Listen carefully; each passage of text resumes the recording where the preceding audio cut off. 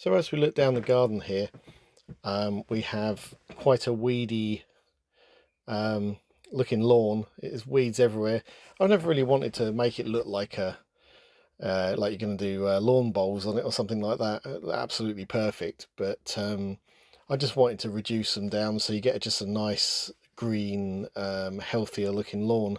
As you can see down the bottom here, this is where some previous treatments have been going on. Mainly moss that's looking in those sort of brown patches there, and yeah, it's quite a big job really. So I normally use something along the lines of this to treat the lawn, and it gets rid of the weeds pretty well actually. Just have to let it do its thing, give it some time. Meanwhile, over this little area here, we've got a little bit of planting we've been doing, mainly cordylines and a few different little shrubs, and just makes it a nice little area to have a sit and a cup of coffee and take the world in really. Yeah, but yeah, it's sort of building up. Over on the patio here we've planted up some potatoes, some earlies, in some fairly deep pots. They're probably a little bit overcrowded to be honest, but yeah, well, there you go. But we'll get some out of it. They'll probably be a little bit smaller, but yeah, it'd be nice. So I've also bought some nice main crop potatoes to go in shortly. I think they've kind of, you normally put them out in a tray to chit them, but they're kind of doing that in the bag because I guess they're a tad on the late side, but hopefully get these in fairly shortly. So here we are down on the veg patch. We created these little squares a few years ago, basically to create little sort of segregated areas just to keep on top of it a little bit. It has worked and it hasn't, but we're trying hard this year to sort of tidy this end of the garden up and keep the weeds down. We've got some raspberry plants there just on the left of the screen there that which have just got about out of control as well, so we're going to take that out and start again.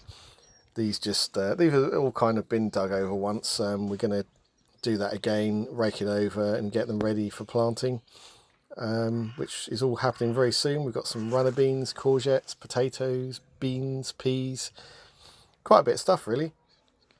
But you really don't need an enormous area to do planting, so we can do things in pots, like on the patio or on quite small areas really. So yeah, we've always liked to try and grow our own veg. It's not really necessarily an economic thing. It's just nice, really nice thing to do. Especially digging for potatoes. It's like always enjoyed that as a kid, digging for treasure. Anyway, so this over the back here is raspberries there and a bit of a jungle, which we're hoping to clear as much of that as we can this year. Get it all clear, and eventually we're having a greenhouse down there since we took the old one down, and yeah, just sort of gradually develop things really. In the same area, we've had this quite a long time. This is an absolutely giant rhubarb that does really well. It's another thing that grows really, really easily, or it seems to for us anyway. Always end up with a lot more than we can possibly eat. I'm not actually keen on it myself, I have to say. But yeah, but yeah, it always grows really, really well. So over here we have a couple of pretty young apple trees. I couldn't honestly tell you what variety they are anymore. I think the one on the right there is supposed to be good for both cooking and eating. I seem to remember. The one on the left was actually Tesco's, believe it or not. And the right side one's a little bit more established. And it did produce fruit last year. So they're pretty young trees, so quite a long way to go before you get much of a yield. But it's quite a nice thing to have as well. So down this bit of the garden, I'm just having a quick measure using my extension reel as a measuring device to see how long it actually is down the garden there, because we want to install a hose on the wall. So hopefully this will be about where it will go. There's plenty of room there. We can have it a reasonable height. I think you have to like a metre up or something. So back down at the veg patch, I thought I'd have a little look and prepare this because I've got a few leftover earlies, potatoes that is, to plant, and yeah, I thought I'd get those in. So yeah, sort of another dig over and try and remove as many of the remaining weeds as possible. You're never going to get it all out. I don't really worry about it too much. I just, if any come up, I just sort of pick them up as we go, really. And yeah, so just trying to get this ready. I'll probably put the some of the main crop ones in here as well later when they're ready to go in. Yeah, it's already had some of our own compost in there, which has been sort of been going for years and years and years. So yeah, it's pretty good stuff. It's good to use your own stuff as well. Although I sometimes do use the liquid seaweed to kind of feed veg.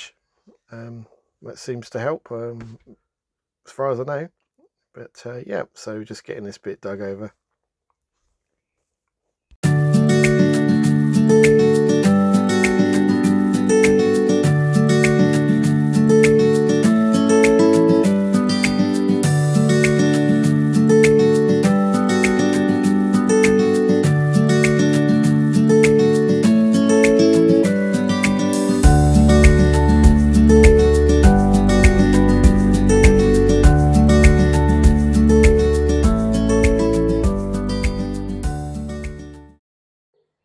So the next thing I like to do then really is just to give it a bit of a rake over, break up any big lumps. Again, it might pull out any weeds that are hiding in there, level it over, and pretty well ready to go then and get the potatoes in.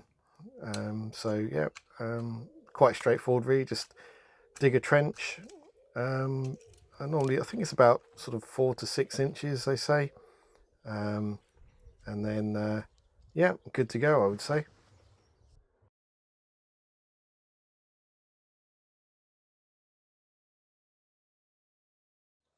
Then just digging the trench and popping the potatoes in.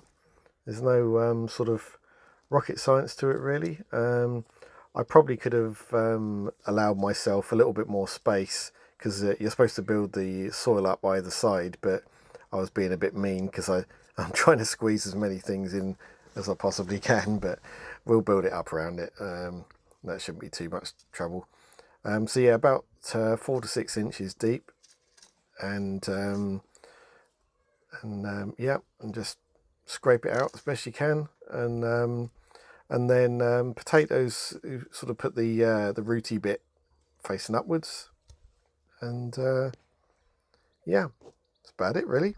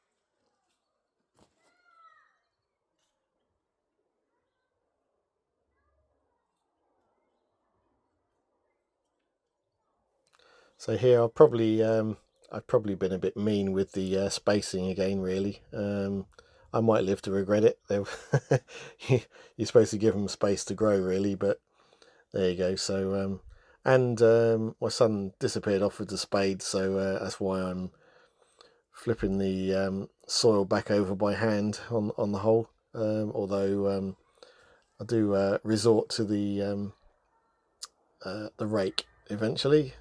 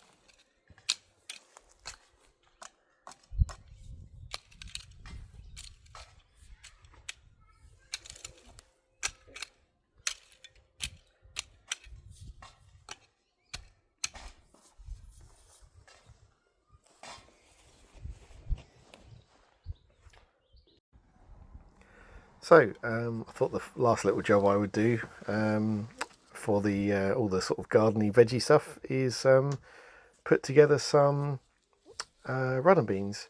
I thought what I would do is split them because there's not a lot of us here, so we don't. I think it's a good idea so that they don't all appear at the same time. So you get less wastage then. So anyway, it's the first batch. I think they're 10 centimetre pots. I'm presuming that's how tall they are, but anyway, because you're supposed to put them about 5 centimetres in, I think, and then the rest soil the rest of the way. It's about halfway, I would say. Yeah, just normal compost, nothing special. Again, these things, in our experience, the runner beans seem to grow really, really easily, so it's a good one to do. And they seem to grow well. We don't really have any problems with them being particularly stringy, but I think the trick there is not to let them to get too big, too old before you pick them.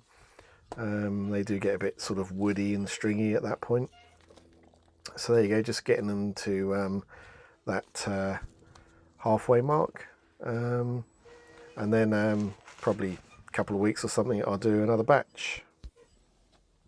So I found out, I don't even remember this before, but I think the last few years my wife has been planting these, but they do have a way up. You don't want the roots coming up the top. So I'll show you in a sec. There's the little sort of white rooty bit. You do want that facing downwards. So there you go. So yeah, just so it grows the right way round. And then as soon as these things are established, get to what you think is a reasonable height. Use your own judgment, really. I suppose sort of 5 inches, maybe 4 or 5 inches tall, and then you can pop them in. They transfer no problem at all. Just keep them well watered. And so yeah, we're popping these in. Get them, top the soil up to the top. Give them a little pat down, and then give them a bit of water. And these we'll keep these inside. We don't have a greenhouse at the moment, so just keep them inside where they get a reasonable bit of daylight in the conservatory. And yeah, it should be good.